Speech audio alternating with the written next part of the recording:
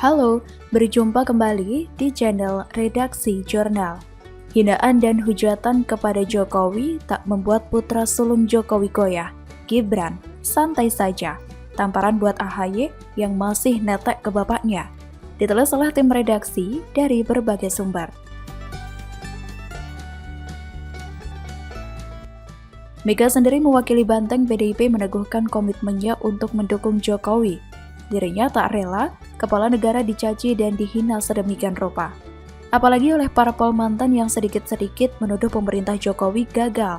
Mega belak-belakan mengaku prihatin dengan kondisi Jokowi yang selalu memikirkan rakyatnya hingga berat badannya terus berkurang.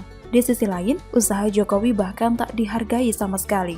Hanya hinaan dan caci maki yang ia terima dari waktu ke waktu.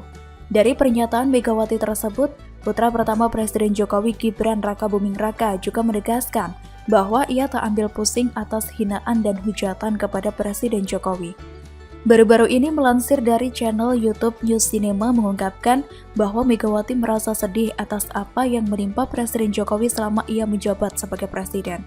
Namun lain halnya dengan Gibran Rakabuming Raka, yang mana hanya menanggapinya dengan santai. Dalam video tersebut menampilkan sebuah cuplikan judul berita yang mana menampilkan ungkapan Gibran. Seperti inilah cuplikannya. Megawati nangis, Jokowi dihina kodok. Gibran, santai saja. Jokowi sering dihina buat Megawati menangis. Gibran malah tanggapi santai. Udah resiko, udah biasa. Gibran, saya dulu pernah dibully dan dihina di medsos, tapi tak pernah lapor ke polisi. Begitulah cuplikan judul yang menampilkan bagaimana tanggapan putra sulung Presiden Jokowi Gibran Rakabuming Raka. Memang dari pertama kali Jokowi menjabat sebagai presiden, ia tidak henti-hentinya dihina dan bahkan hujatan kepada Presiden Joko Widodo. Padahal pertama kali Presiden Joko Widodo sudah langsung menggebrak, antara lain BBM satu harga, di mana pada saat itu di Papua BBM sangat mahal sekali.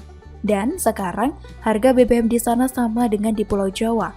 Hal tersebut berkat gebrakan awal Jokowi saat pertama kali menjabat sebagai Presiden Republik Indonesia. Setelah itu ganti rugi dari Lapindo. Baru 3 bulan Jokowi menjabat sebagai Presiden Jokowi sudah bisa mengganti ribuan yang terdampak dari lumpur Lapindo. Kurang apa coba? Itu hanya di beberapa bulan awal saja Jokowi menjabat sebagai Presiden. Kalau sekarang kalian bisa lihat di TV, di berita-berita, sudah banyak sekali apa yang telah dilakukan Presiden Joko Widodo untuk Indonesia. Nah, masalah hinaan-hinaan dan hujatan menurut Gibran Rakabuming itu adalah hal yang wajar dan juga biasa. Apalagi Presiden Jokowi merupakan salah satu orang nomor 1 di Indonesia. Jadi, ia sudah kenyang dengan hinaan-hinaan dan juga cacian. Makanya Gibran Rakabuming Raka hampir sama dengan Presiden Joko Widodo, melainkan santai dengan hinaan-hinaan dan fokus untuk kerja, dan kerja. Terlebih, suami dari Selvi Ananda itu pun tidak akan melaporkan ejekan yang ditujukan kepada Presiden Jokowi tersebut ke polisi. Terlebih di situasi pandemi sekarang ini. Gibran juga mengajak untuk fokus kepada masyarakat dan kegiatan produktif saja. Ia juga mengatakan jika mengurus hal semacam itu tidak akan ada habisnya. Gibran Rakabuming Raka juga sudah memberikan maaf kepada AM, termasuk komentar ujaran kebencian kepada dirinya di akun Instagram. Gibran juga mengingatkan kepada masyarakat untuk lebih berhati-hati saat menggunakan media sosial dan untuk lebih bijak. Kalau saat itu kita bingung kenapa tiba-tiba Mega meminta sebutan Bung kepada Jokowi kembali digalakan, kini akhirnya kita tahu kalau niatnya semata untuk membuat semangat Presiden bangkit. Jokowi harus tegar seperti Bung Karno. Tak peduli para musuh-musuhnya senantiasa menyebutnya presiden gagal. Bagi kita, Jokowi adalah presiden Indonesia yang paling sukses memajukan rakyatnya, menyetarakan infrastruktur, dan mengembalikan kedaulatan Indonesia. Jangan sampai Mega seorang yang lantang mendukungnya. Ini saatnya kita kembalikan semangat presiden, bahwa ia bukanlah presiden gagal seperti yang diserukan oleh oposisi. Jokowi juga tak pantas dihina dan dikritik secara tak bermoral.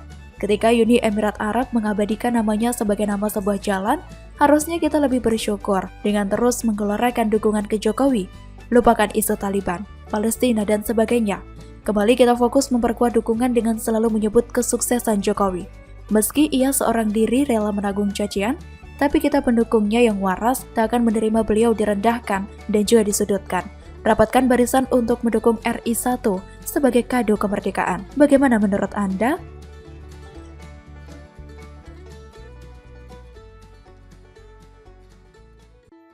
Halo, berjumpa kembali di channel Redaksi Jurnal. SBY disapa Puan dan Jokowi di sidang MPR. Ternyata tidak hadir fisik maupun virtual. Malu mungkin dengan nasibnya yang sekarang. Hahaha, ditulis oleh tim redaksi dari berbagai sumber.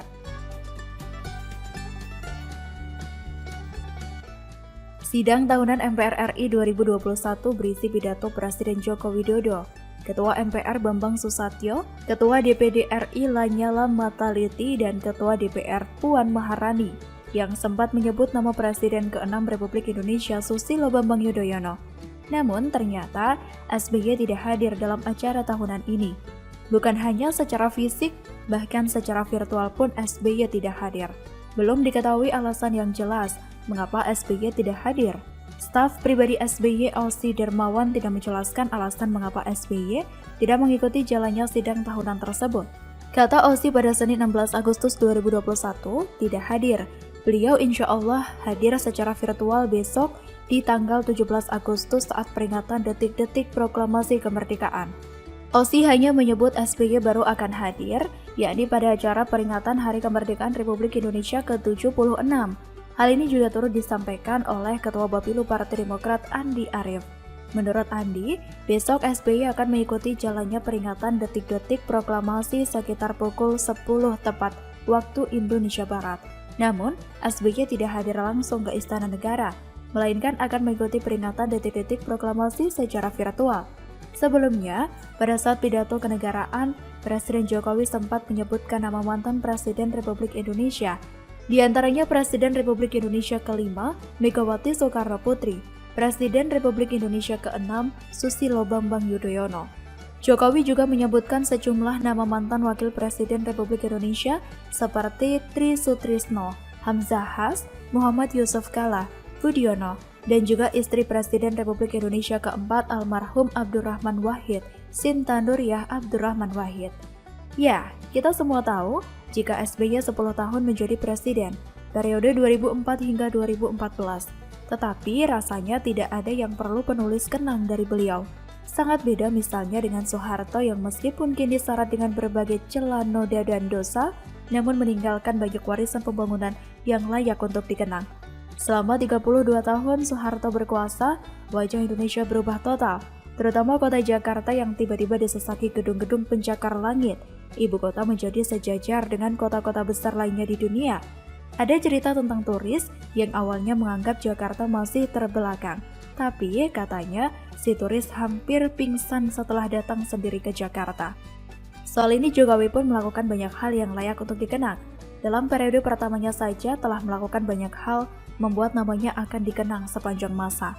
Keberaniannya keluar dari patron yang selama ini menjadikan Pulau Jawa sebagai sentral pembangunan menjadi nilai tambah baginya. Di era Presiden Jokowi, seluruh kawasan Republik Indonesia dirangkul dan dijadikan sentral pembangunan. Papua yang selama ini seolah terlupa dibangun dengan tujuan pemerataan. Keputusan dan keberanian Jokowi memindahkan ibu kota ke Kalimantan yang notabene bagian tengah Kepulauan Nusantara merupakan isyarat kuat bahwa semua kawasan NKRI akan punya akses yang sama ke pemerintah pusat. Sayang, pandemi membuat rencana besar dan futuristik itu tersendat. Rencana ibu kota akan berpindah secara bertahap sebelum Jokowi lengser pada 2024 sepertinya akan tertunda. Tetapi ini bukan salah pemerintah, bukan? Wabah COVID-19 membuat sumber dana digelontorkan untuk menanggulangi COVID-19. Dan bukan hanya Indonesia, seluruh dunia juga mengencangkan ikat pinggang. Dan yang jelas, jika proyek ibu kota belum rampung, hal itu bukan karena korupsi, namun karena situasi global yang membuatnya demikian. Beda dengan proyek Hambalang yang mestinya gampang untuk dituntaskan karena luasnya hanya beberapa ribu hektar. Tetapi, karena rakusnya para bintang iklan katakan tidak ada korupsi, proyek itu pun terbengkalai, jadi tempat angker. Ini pula yang membuat halayak tidak percaya lagi pada kader-kader partai ini, yang cuma lantang berteriak tidak pada hal korupsi. Tidak heran jika partai ini tenggelam, apalagi gebrakan Jokowi membuat nama ketumnya yang mantan presiden itu pun semakin nyungsep. Saya tidak dapat bayangkan jika presidennya sekarang seorang SBY, sudah pasti setiap hari akan curhat ke masyarakat. Menjadi presiden di era saat ini harus tebal kupingnya dan tidak gampang baper. Bagaimana menurut Anda?